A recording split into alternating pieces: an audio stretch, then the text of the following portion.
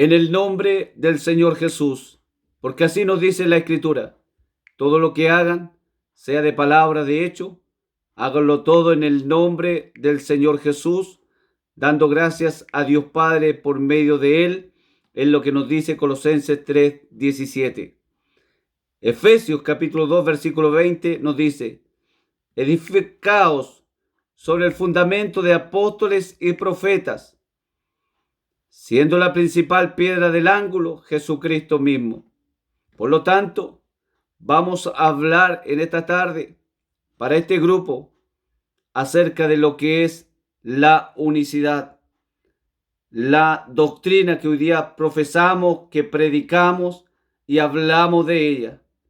Nos dice que unicidad es un término teológico que hace referencia a Dios, significando que Él es absolutamente uno, solo, único e indivisible. Indica que nadie es como Dios y que solo hay un Dios, como lo dice Deuteronomio capítulo 6, versículo 4, donde las Escrituras nos están hablando de la siguiente manera para que podamos meditar en ello. Oye Israel, Jehová nuestro Dios, Jehová uno es. Y amarás a Jehová tu Dios de todo tu corazón y de toda tu alma y con todas tus fuerzas. Y estas palabras que yo te mando hoy estarán sobre tu corazón, y las repetirás a tus hijos, y hablarás de ellas estando en tu casa y andando por el camino, y al acostarte y cuando te levantes, y las atarás como una señal en tu mano, y estarán como frontales entre tus ojos, y las escribirás en los postes de tu casa y en tus puertas. Gálatas capítulo 3, versículo 20, nos da también otra cita bíblica en la cual meditaremos, diciendo: y el mediador no lo es de uno solo, pero Dios es uno. Entonces, desde el punto de la vista de la unicidad, el único Dios es espíritu y es eterno, perfecto, infinito, omnisciente, omnipresente, omnipotente, inefable, incomprensible, sabio, santo. Es el creador de todas las cosas y es el único digno de ser adorado y de recibir culto por parte del hombre. Cualquier adoración que no sea dirigida a Dios es considerada idolatría. El término unicidad es sinónimo de monoteísmo estricto, pero su uso ha tomado fuerza en los últimos años debido a que los creyentes en la unicidad de Dios han querido utilizar un término que marque la diferencia con todos aquellos que, aun confesando que Dios es uno, todavía creen que Dios está compuesto de dos personas, binitarismo, o de tres personas divinas y distintas, trinitarismo. La doctrina de la unicidad no concibe a Dios como pluralidad de personas. Asimismo, el uso de este término impide que nos confundan con el unitarismo, que declara que Jesús es un semidios o una criatura, y por ende niega que Jesús es el Dios único, el Padre, que se manifestó en carne como el Hijo para venir a salvar. La unicidad de Dios excluye la coexistencia de cualquier otro Dios y cualquier otra posibilidad de coexistencia, es decir, personas divinas, semidioses, etc. Pero sí acepta que el único Dios se ha manifestado de diferentes formas a la humanidad. La doctrina de la unicidad de Dios puede ser declarada en las afirmaciones que Dios es absolutamente uno, sin distinción de personas, como lo leíamos en Deuteronomio capítulo 6, versículo 4, y en Gálatas capítulo 3, versículo 20. Y Jesucristo es la manifestación de Dios en carne, como lo dice Juan capítulo 20, y en el versículo 28, la Escritura nos está hablando de la siguiente manera para que meditemos. Entonces Tomás respondió y le dijo: Señor mío y Dios mío. Luego, en Colosenses capítulo 2, versículo 9 dice: porque en él habita corporalmente toda la plenitud de la deidad. En primera de Timoteo capítulo 3 y en el versículo 16, las escrituras nos están hablando de la siguiente manera: e indiscutiblemente grande es el misterio de la piedad. Dios fue manifestado en carne, justificado en el Espíritu, visto de los ángeles, predicado a los gentiles, creído en el mundo, recibido arriba en gloria. En términos bíblicos, esta verdad es confesada de varias maneras, tales como el misterio de la piedad, como lo leíamos en 1 Timoteo capítulo 3, versículo 16. El misterio de la propia voluntad de Dios, como lo dice en Efesios capítulo 1 y en el versículo 3 en adelante, donde la Escritura nos dice: bendito sea el Dios y Padre de nuestro Señor Jesucristo, que nos bendijo con toda bendición espiritual en los lugares celestiales en Cristo, según nos escogió en Él antes de la fundación del mundo, para que fuésemos santos y sin mancha delante de Él, en amor, habiéndonos predestinado para ser adoptados hijos suyos por medio de Jesucristo, según el puro afecto de su voluntad, para alabanza de la gloria de su gracia, con cual nos hizo aceptos en el amado, en quien tenemos redención por su sangre, el perdón de pecados, según las riquezas de su gracia, que hizo sobreabundar para con nosotros en toda sabiduría e inteligencia, dándonos a conocer el misterio de su voluntad, según su beneplácito, el cual se había propuesto en sí mismo de reunir todas las cosas en Cristo, en la dispensación del cumplimiento de los tiempos, así las que están en los cielos como las que están en la tierra. En él, asimismo, tuvimos herencia, habiendo sido predestinados conforme al propósito del que hace todas las cosas, según el designio de su voluntad, a fin de que seamos para alabanza de su gloria.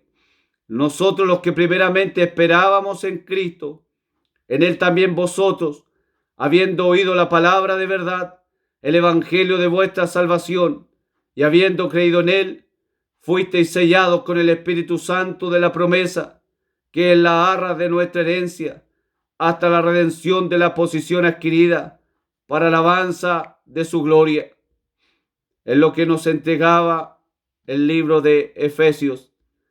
Dios viniendo al mundo. Eso lo podemos encontrar en Juan capítulo 1, versículos 9 y 10, donde la Escritura nos habla de la siguiente manera: aquella luz verdadera que alumbra a todo hombre venía a este mundo. En el mundo estaba, y el mundo por él fue hecho, pero el mundo no le conoció. Luego dice la Escritura que Dios mismo viniendo y salvando. Ciertamente es una verdad, porque Isaías en el capítulo 35 y en el versículo 4 nos entrega una cita bíblica en la cual también debemos meditar. Decid a los de corazón apocado, esforzaos, no teman. He aquí que vuestro Dios viene con retribución, con pago. Dios mismo vendrá y los salvará.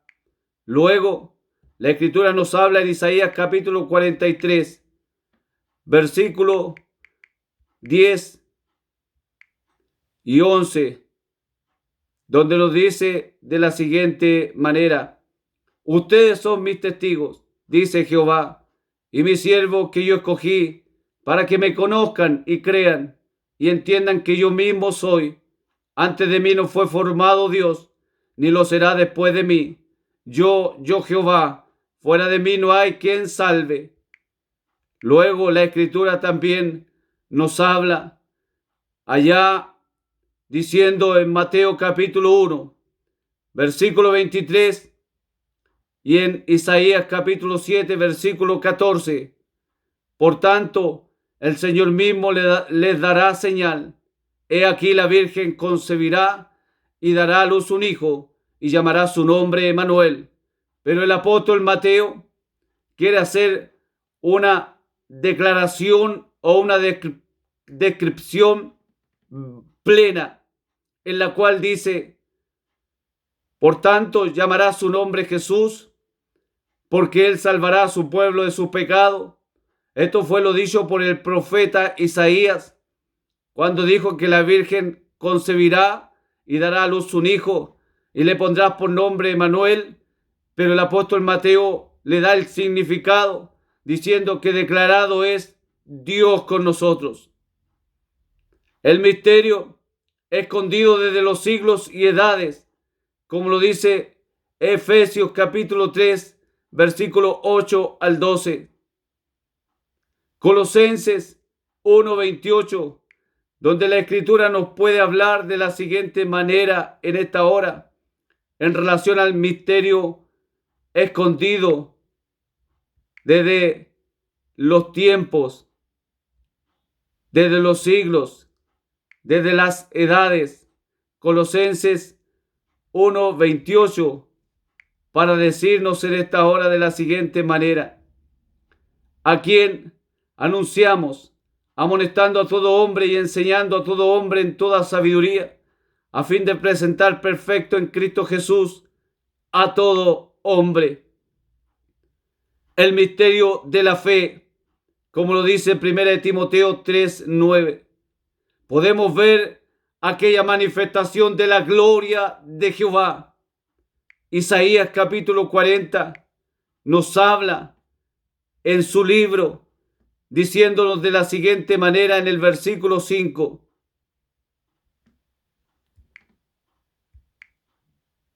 y se manifestará la gloria de Jehová, y toda carne juntamente la verá, porque la boca de Jehová lo ha hablado.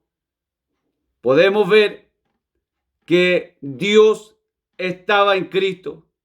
En 2 Corintios capítulo 5, versículo 18, la Escritura nos están hablando de la siguiente manera: y todo esto proviene de Dios, quien nos reconcilió consigo mismo por Cristo y nos dio el misterio de la reconciliación, que Dios estaba en Cristo reconciliando consigo el mundo, no tomándoles en cuenta a los hombres sus pecados, y nos encargó a nosotros la palabra de la reconciliación. Así que somos embajadores en nombre del Cristo, como si Dios rogase por medio de nosotros. Os rogamos en el nombre del Cristo, reconciliaos con Dios. Podemos ver que Jesús es el único Dios. Todos los nombres y títulos de la divinidad, de la deidad, tales como Dios, Jehová, Señor, Padre, Verbo o Palabra y Espíritu Santo, se refieren a uno y al mismo ser. Estos diferentes calificativos simplemente titulan o denotan manifestaciones, papeles, relaciones con la humanidad, modos de actividad o aspectos de la revelación de Dios. Todas estas designaciones de la deidad aplican a Jesús, y en él se manifiestan todos los aspectos de la personalidad divina. Jesús es Dios o Jehová manifestado en carne. Allá en Isaías capítulo 9, en el versículo 6, las Escrituras nos están hablando de la siguiente manera: tenemos que meditar en ellas. Por eso es necesario que usted vaya de alguna manera leyendo las citas bíblicas. Isaías 9:6. porque un niño nos es nacido, hijo nos es dado, y el principado sobre su hombro, y se llamará su nombre admirable, consejero, Dios fuerte, Padre eterno, príncipe de paz. Luego podemos ver la Escritura que el Espíritu Santo es el Espíritu que se encarnó en Jesús, y también es Jesús en forma espiritual. Lo podemos ver en Juan capítulo 14, versículos 16 al 18, para que el Señor vaya dándonos entendimiento en relación a esto. Dice: y yo rogaré al Padre, y os dará otro consolador, para que esté con vosotros para siempre, el Espíritu de verdad, al cual el mundo no puede recibir, porque no le ve ni le conoce, pero ustedes le conocen, porque mora con ustedes y estará en ustedes. Pero él les dice algo firme a los apóstoles: no los dejaré huérfanos, vendré a vosotros. Y eso es lo que tenemos que entender cuando él habla de dar otro consolador. Es decir, que él iba a entrar en otro ministerio, porque el ministerio que él estaba cumpliendo era ese de poder llegar hasta el madero de la cruz y exhibir a los principados, a las potestades, anular el acta de los decretos que nos era contraria a nosotros. Pero nosotros teníamos que tener un consolador, un refrigerio para nuestras vidas. Por lo tanto, él dice: no los dejaré huérfanos, vendré a vosotros. Luego, la Escritura nos sigue diciendo, allá en Filipenses capítulo 1, en el versículo 19, lo que les voy a manifestar: porque sé que por vuestra oración y la suministración del Espíritu de Jesucristo, esto resultará en mi liberación. Luego, la Escritura nos dice en Colosenses capítulo 1 y en el versículo 27 lo siguiente: a quienes Dios quiso dar a conocer las riquezas de la gloria de este misterio entre los gentiles, que es Cristo en vosotros, la esperanza de gloria. Es decir, que Él como Espíritu iba a estar en sus hijos. La doctrina de la unicidad reconoce que la Biblia revela a Dios como el Padre debido a su relación paternal con la humanidad. Dice Isaías 63 y en el versículo 16 de la siguiente manera, para que podamos escuchar lo que la Escritura nos dice: pero tú eres nuestro Padre. Si bien Abraham nos ignora e Israel no nos conoce, tú, oh Jehová, eres nuestro Padre, nuestro Redentor perpetuo es tu nombre. Por lo tanto, podemos ver que en esa relación paternal eres nuestro Padre, nuestro Señor Jesucristo, como hijo por haberse manifestado en carne humana. Lucas capítulo 1, en el versículo 35, la Escritura nos dice de la siguiente manera: respondiendo el ángel le dijo: el Espíritu Santo vendrá sobre ti, y el poder del Altísimo te cubrirá con su sombra, por lo cual también el santo ser que nacerá será llamado Hijo de Dios. Gálatas capítulo 4, versículo 4 nos habla de la siguiente manera: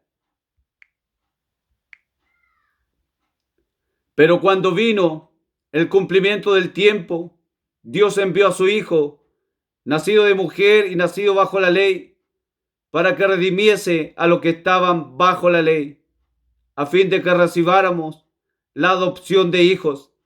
Y por cuanto somos hijos, Dios envió a nuestros corazones el Espíritu de su Hijo, el cual clama, Abba, Padre. Por lo tanto, hemos recibido la presencia de Dios en nuestras vidas.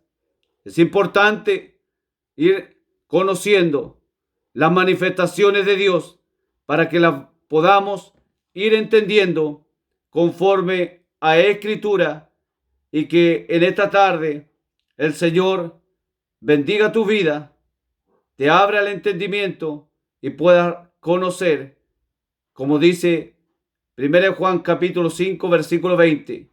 Empero sabemos que el Hijo de Dios ha venido y nos ha dado entendimiento para conocer al que es verdadero, y estamos en el verdadero, en su Hijo Jesucristo. Este es el verdadero Dios y la vida eterna. Amén. Bendiciones para todos.